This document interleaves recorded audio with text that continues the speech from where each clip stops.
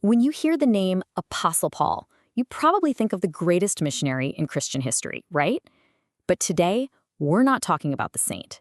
We're going to rewind the clock and look at the man who came before, the man who was Christianity's most formidable enemy. So let's ask the big question. Before that famous, life-altering moment on the road to Damascus, who exactly was Saul of Tarsus? What made him tick? And what was it about him that made him so incredibly good at his job? Well, to put it simply, he was the early church's most brilliant and, honestly, its most dangerous enemy. This wasn't just some random thug. This was a man who seemed perfectly engineered by his birth, his education, his entire belief system to dismantle this new faith before it even got off the ground.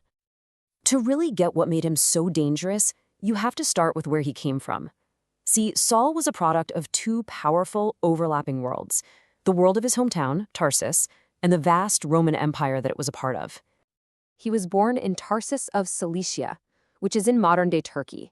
And looking at this image of Cleopatra's Gate, which is still standing, you can tell this was no sleepy little backwater village. This was a buzzing, sophisticated city. And Saul knew it. He once described himself as a citizen of no mean city, which is a kind of old-fashioned way of saying, this place is a big deal. He was proud of where he came from, and you can see why. I mean, Tarsus was a real powerhouse. It was the provincial capital. It was a major hub for making things like goat's hair tent cloth, a trade Saul himself actually knew. But the really critical part, it was a major university town. The Greek geographer Strabo said its schools were even better than the ones in Athens and Alexandria. So for a young Saul, this was a place where all these different ideas from east and west were clashing and mixing. He grew up in the middle of it all. Now, as important as Tarsus was, Saul's family had something even rarer, something way more powerful: Roman citizenship. And get this, he was a citizen by birth. It was inherited, not bought. Let's just put that in a perspective for a second. Around the year 47 AD, the whole Roman Empire had something like 80 million people. Out of all of them, fewer than 6 million were actual citizens. That is an incredibly exclusive club, putting him in, the top 7% of the entire population? And this citizenship wasn't just a fancy title, it was like a suit of armor. It gave you huge legal protections. You couldn't just be beaten or flogged without a proper trial. And the ultimate privilege: if you were sentenced to death, you had the right to appeal your case directly to the emperor in Rome. This legal status would become a powerful tool that Saul used brilliantly later on. But, okay, his Roman citizenship, as important as it was, that was just one layer. Beneath that was something deeper, something foundational to his identity: his impeccable Jewish heritage. This wasn't just a religion for him. It was in his blood, in his bones. It was who he was.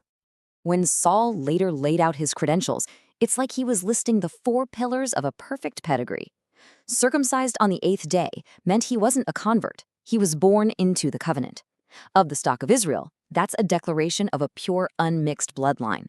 Of the tribe of Benjamin was a huge point of pride. That was the tribe of Israel's first king, also named Saul, and one of only 2 tribes that stayed loyal when the kingdom split. And finally, a Hebrew of Hebrews meant he grew up speaking the ancestral language, keeping the old customs, not like many other Jews who had been Hellenized and mostly spoke Greek.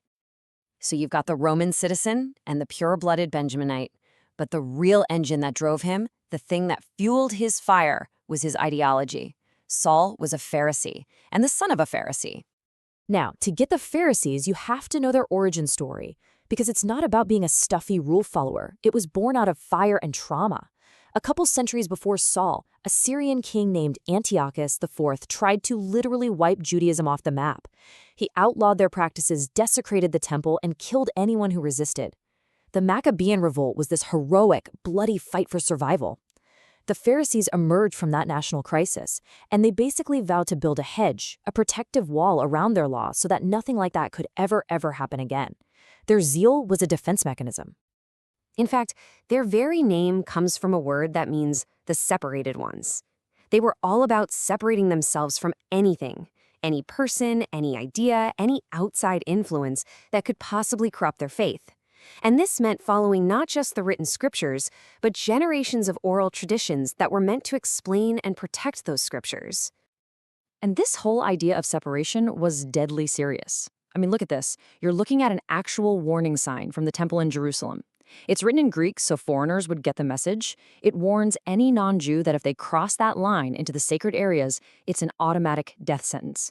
So for a Pharisee like Saul, this new Christian message that seemed to be erasing the lines between Jew and Gentile, well, that wasn't just wrong. It was a direct threat to the very survival of everything he held sacred. Okay, so we've got the Roman citizen, the pure-blooded Jew, and the zealous Pharisee. Now let's add the final piece of the puzzle. A world-class intellect, sharpened by the best education money couldn't buy. As a young man, Saul moves to Jerusalem and starts studying at the feet of Gamaliel. Now, saying this is like getting into Harvard or Oxford, that's probably an understatement. Gamaliel was maybe the most respected rabbi of his entire generation, the grandson of the legendary Hillel the Elder. And within Phariseeism, there were these two main schools of thought. You had the house of Shammai, which was known for being super rigid, ultra strict. But Saul was trained in the house of Hillel, which was actually seen as more liberal, often focusing on things like protecting human rights. The point is, Saul wasn't just some mindless fanatic. He was a highly trained legal and theological mind, capable of some really sophisticated, nuanced debate. So, when you put all of these pieces together, his Roman rights, his Jewish pedigree, his Pharisaic ideology, and his top-tier education, you don't just get a guy who disagreed with the early Christians. You get the perfect persecutor. And his actions were absolutely ruthless. The first time we see him, he's at the execution of Stephen, the first Christian martyr, basically giving it his official approval. Then, he personally leads the charge, ravaging the church, going from house to house, dragging believers, and the text makes a point to say men and women off to prison. He was so driven that he actually went and got official papers from the high priest to expand his hunt beyond Jerusalem, all the way to foreign cities like Damascus. Just think about how all the pieces came together to make him the ultimate opponent. His Roman citizenship gave him the legal power and freedom to travel the empire. His impeccable Jewish heritage gave him instant authority in the synagogues he walked into. His Pharisaic zeal gave him this unshakable belief that he was doing God's work. And his elite education gave him the brains to argue, debate, and dismantle this new theology. He was quite literally the complete package. And that right there brings us to the great, incredible irony of his entire life. The very traits that made Saul the perfect persecutor, his passion, his intellect, his citizenship, his deep, deep knowledge of the scriptures, they would become the very tools that made him the perfect apostle. So the real question we have to leave with is this.